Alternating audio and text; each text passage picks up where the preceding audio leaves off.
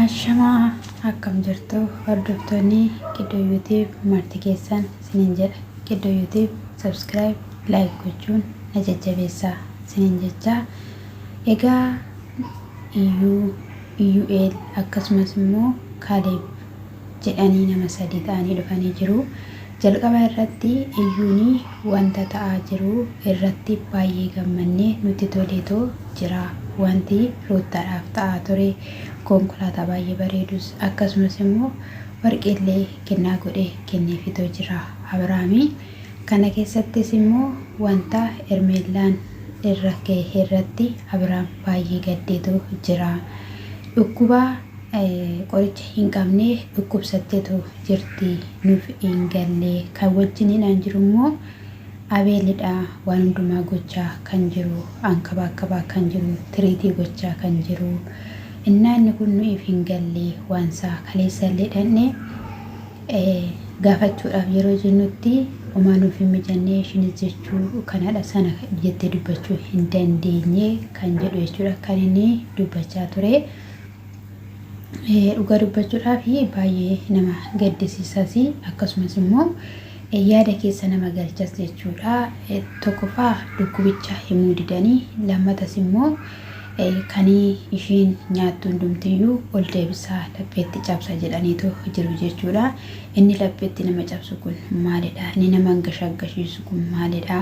Inni immoo yeroo Abrahaam argite immoo waan hunduma kun dagadhana isa fayyeera jettu kun maalidha? Shirri isaan hojjechaa jiran tataan isaa tataa jiran kuni maalidha? Nu'ii fi gaaffii guddaadha jechuudha. Nuti gaaffii huumeetoo jira. Haa ta'uyyuu malee egaa usumanni akkasittiidhaan dubbachaa jiru Kaaleb dhufee jechuudha. Kaaleb gaafa dhufu wantoota ta'aa jiru kan argiteetta miti jennaanii isaanii tokkoffaa gammachuu Ruuttaa gammachuu Abrahaam hin barbaadanii shira isaan tataa jiranidha. Kaleessas kan fide isaanidha. Har'as immoo kan dhukkubsiisaa jiru yookiin immoo akkamsiisaa jiru isaanidha kan jedhu jechuudha. Baay'ee tokko simmeetaawwi ta'ee too dubbachaa ture jechuudha Kaaleb. Egaa maan akkanaa akkamittiidhaan sidhaa'ee akka fidanitti fuudhanii bahuudha kan isaan barbaadanii qophii isaan qopheessanidha. Yaada isaanii yaadanidha. Karaa kanadhaanii Abrahaamidhaan gara isheetti deeffachuudha kan ishiin barbaaddu. Yaada ishii murtoo ishii murteeffatteeti kan ishiin baatee jedhe jechuudha. Egaa baay'ee nama wanniidha jechuudha. Akkasumas illee iyyuu na bilbileetoo ture kan jedhu jechuudha. Yeroo darbe immoo innis immoo abaaboo geessi kennaa fi Ermeellaadha. Ermeellaa jaaladheera jedhee odeessaa ture jechuudha. Baay'ee tokko wal lolaa turanii wal fixaa turanii waliif hin galle yaada waliin jijjiirree osuma kanaan jedhanii immoo wanni sun dhufe iyyuu sun dhufe maalis haa ta'u maalii karaa booddee namni tokko waa'ee Ermeellaa akka hin kaasne waa'ee Ermeellaa kan dubbanne gaafa inni jedhu maal jechuu barbaaddeeti? Asiin Ermeellaa jettaa asiin immoo Ruuttaa jettannaan Ruuttaa maqaa ishee hin dhahinaa. Ani Ruuttaadhaa fi akkuma kaleessaa bakka hin qabaa fi iddoo hin qabaa fi garuu immoo Ermeellaan dhukkubsattee ciistee jirti. Maaliif dhiphistu? Maaliif cannattu? Maal sila ta'eedhaafidha nama dhukkubsate tokko gaafa jedhuuni akkamittiidhaan maal jechuudha? Galabbaxamtee jennaani namni iddoo kaleessaa hin jiraatu lafa kaleessaas hin jiraatu namni hin jijjiirama. Kanaafiyyuu amma gara Ermeellaa ta'eetoo jira. Isaas immoo Ermeellaa biraa akka itti nageessitu hin barbaadeen jechuudha. Iyyu'eel immoo ani singeessuu kan dhukkubsiisaa jiru kan akkamsiisaa jiru bira dhaqii. Isaas immoo Abeelidha jennaan ana Abeel faana waliif hin gallu walitti dubbachaas hin jirru waan ta'eef akka itti nageessituun barbaada gaafa inni jedhuuni. Akkas taanaanii erga yoomiyyuu jennaanii walitti dhufeenya keenya hin beektamiti jennaan ani walitti dhufeenya keessan hin beeku erga yoomii jalqabeeti jennaan.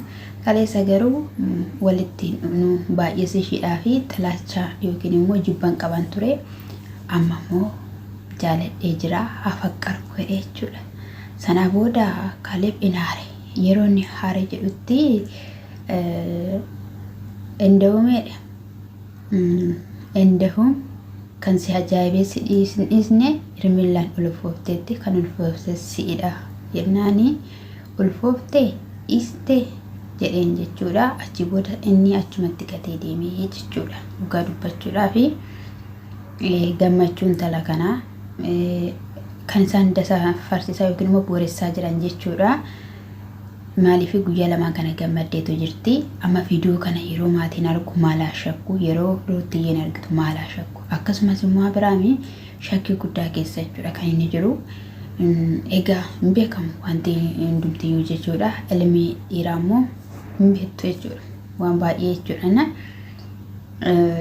Akkuma jedhamu gowwoomsitee edda wanta biraa raawwattee booddee jireenya kee gidduudha bahuun qaba, deemuun qaba jetteeni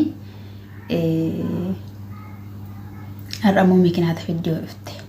Obboleessi ishii waayis immoo sagalee bilbilaadhaanii maalidha Ermeellaanii miidhamteetti taanaan Abiraam irraa kan bu'u miti. Akkasumas illee warra naannoo Abiraam gidduu jiranidha jennaan.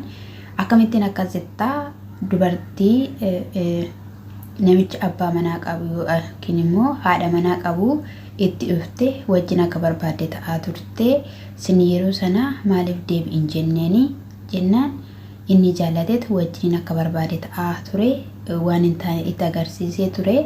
Ishiinis immoo dubartiidha hin kufte har'a garuu miidhama guddaa keessa jirti baay'ee cabdeetti. Bakka wanti hundumti shiyyuu kusurur jettee jirti. Miidhamni tokko irra gaheera taanaan nuti mataa Abiraam irraa hin buunu. Mataa Abiraam irraa hin buunu. Ishiin kun miidhamaa jirti. Ishii sanadhaa fi kennaa bitee akka barbaadee gammadaa jira. Inni gidduu sakaachisu maalidha jedhee dubbachaa ture jechuudha. Sagalee koon baasiin jechaa ture jechuudha. Garuu sagaleen ol baheetu jira jechuudha gaa'ii. Beektu mitiire namoota yuutuubaara ta'an jechuudha. Icciitii dhoksuus hin danda'anis maal fidda jedhu ittiin fi'uu argachuuf jechuudha. Kan namni hundumtuu yoo hojjetudha. Garuu waan akkanaa kana garuu sirris miti. Inni biraa immoo jalqaba irratti Ermeellumatu balleesse warra fidantu balleesse. Inni biraa immoo jechuudha abbaan barbaade yoo namaaf fidee amanameetuma kootu baqqaadhee haammachuun qabu ofitti sissuun qabu wajjin akka barbaade shubbisuun qabu jechuudha. Maaliif waan namni sun dhufeef maaliin beeka?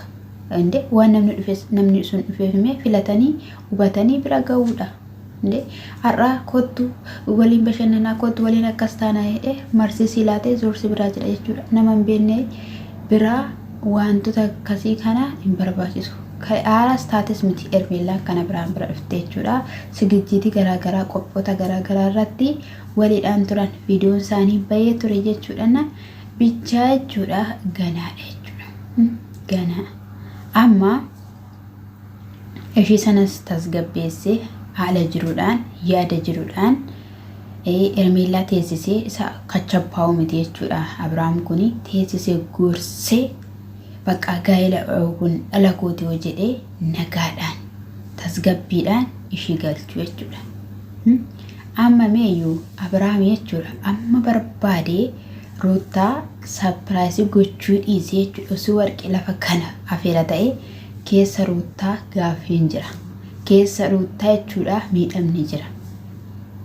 Tokkoffaa waa'ee intala kanaa, lammaffaa waa'ee mucaa sanaa ni galee innaa kuni jira jechuudha. Kan hundumayyuu dhiistee nafaan akka ishiin taatudhaa fi amma ishiin qalbii ishii cabee yaadni ishii cabutti ani biraa nafuu jedheetu jira jechuudha. Hin ta'u garuu wanta akkasii sababni isaayyuu inni osoo hin sirreessin osoo wanta jiru hin qulleessin Ruutaa itti deebite tanaan hin miidhamti. Namoonni baay'eenis immoo Abiraam ariifatee osoo waan tokkotti hin galiin jireenya isaa kana qulqulleessee jireenya isaa kanatti deebi'ee waliin jiraachuu qabu kan jedhus ni jira jechuudha. Bicha baay'ee jira nama dhiba jechuudha. Amma baay'ee sosocho'ee jira jechuudha. Baay'ee wantoonni baay'een amma akka haaraatti daganaa jechuudha kaasaa jiru jechuudha. Ijoolleen wal fixaa jiru isa dhugaan sun waltumaa jirti jechuudha. Hojiidhaafis ta'uu danda'a, dhugumas ta'uu danda'a hin beeknu. Intalli sun shiraafis ta'uu danda'a. Ammati naa yaaddu ammati na jaalattu baruufis jechuu dandeessi. Bichaan beeknu waan dhufu. Warras immoo waan isaan gallakkisan hin beeknu garuu isa kana isiniin jechuun jaaladha. Eebbifama gooftaan koo sinaa eebbisu maatummaa keessanitti naaf ufaa na jabeessaa isiniin jechuun jaaladha. Eebbifama.